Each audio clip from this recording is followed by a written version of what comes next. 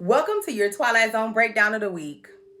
This is season 3, episode 9, Death's Head Revisited. Because let's get into I'm doing it. Yup.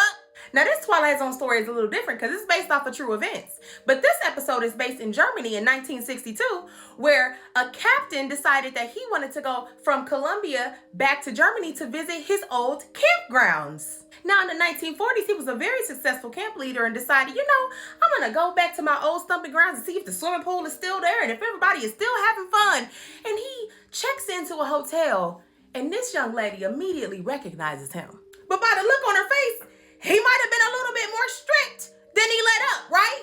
Now, as she's checking him in, she's terrified because not only was this man a very strict counselor, but he's like, you know what? What are those buildings down there? You can have my room even face the buildings. I love a little nostalgia. And just as I'm about to give up hope that this man is going to get away with something that is heinous, my friend Rod steps in and he's like, don't worry about it, sister. Let him cook.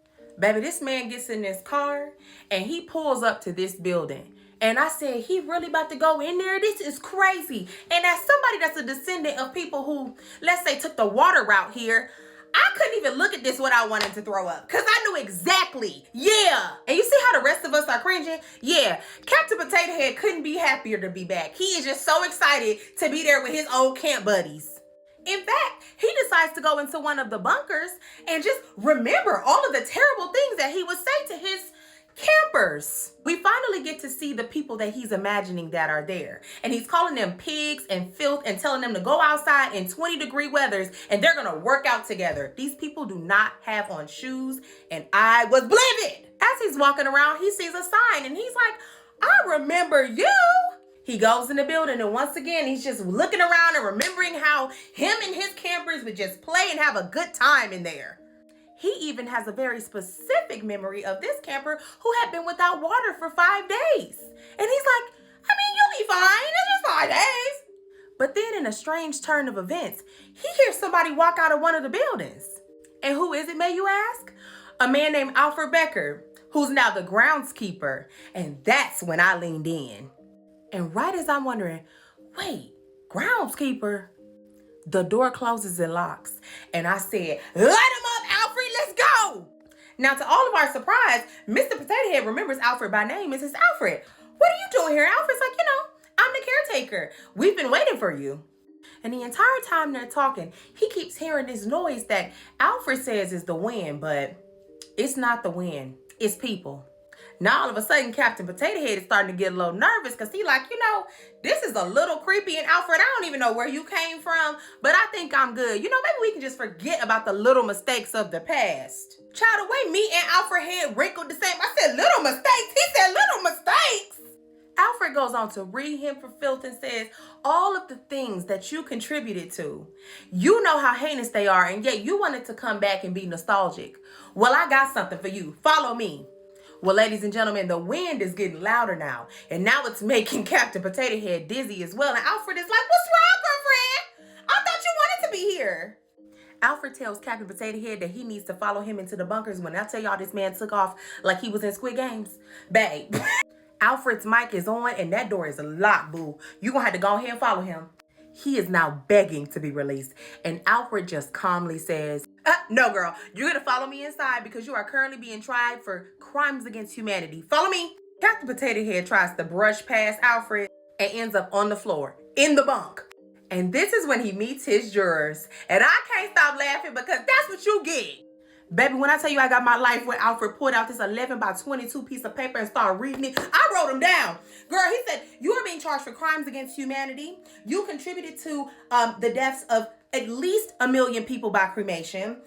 You killed 14 personally. You contributed to the deaths of 1,700 people by group act. And you experimented on 8,000 people. Your last offense was 17 years ago. And because this is a crime against humanity, there's no time frame in which you cannot be executed. So let's go. This was his face the entire time Alfred was reading them crimes, and I was getting my life. Before this, he was all he's big and bad Captain Potato Head. Well, Captain Potato Head passes out, okay? And when he comes to, Alfred is standing there like the mom of a toddler in a grocery store that's having a fit. Are you done? Or can we continue? And he's like, oh, I fell asleep. He's like, no, you passed out.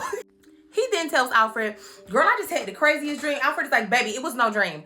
You've actually been convicted of crimes against humanity and you're guilty. So now it's your sentencing. This man busts out laughing. Is like, sentencing? You pigs can't sentence me.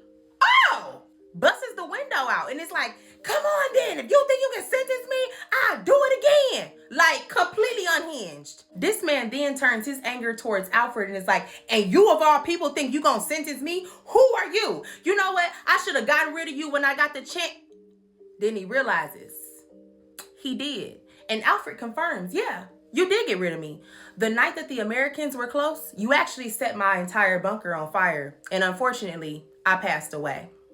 I gotta break the fourth wall for just 2 seconds because y'all lucky people want equity and not revenge. I'm gonna say that again. You lucky people want equity and not revenge because I got a couple ancestors. Okay, never mind. We'll go back. This man is so unhinged that he tries to choke a ghost, but instead he ends up right back outside.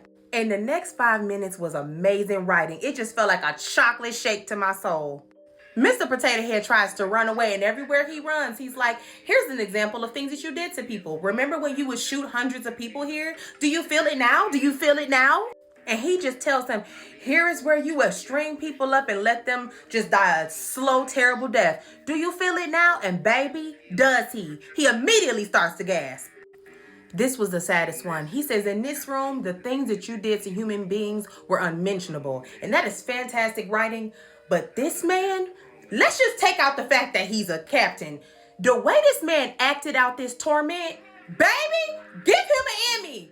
I need y'all to just watch it because he looks like he is feeling exactly what was happening to these people. Watch him. This is, whoa.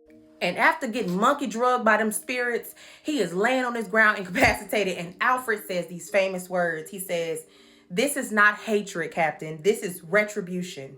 This is not revenge. This is justice. But the final judgment will be coming from God. And that's what you should be afraid of. The police arrive because obviously neighbors have heard a man screaming in a place where people shouldn't be screaming. And they're like, what happened to him? The taxi driver is there. He like, I just dropped this man off 2 hours ago.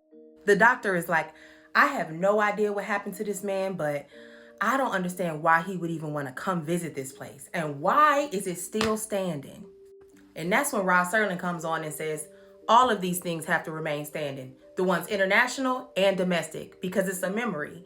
And those memories, if forgotten, is when humanity can take that evil and perpetuate it again. And as Rod Serling's Black play niece, I'll leave you with these words. History may not repeat itself, but it does rhyme.